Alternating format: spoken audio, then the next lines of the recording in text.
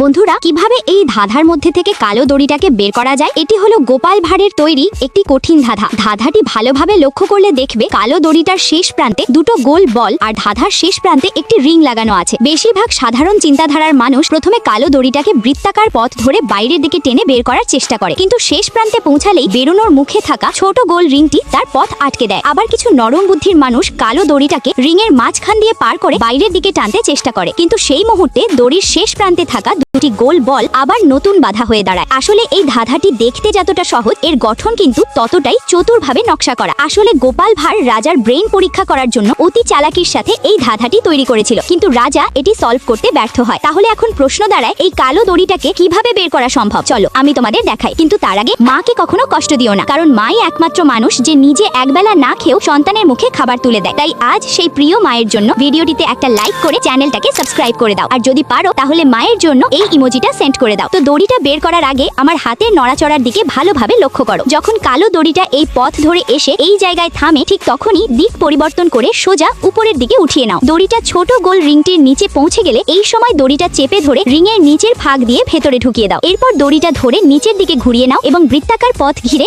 একবার পুরো চক্কর দাও। এরপর দড়িটা টানলেই দেখবে সেটা সহজেই বের হয়ে গেছে।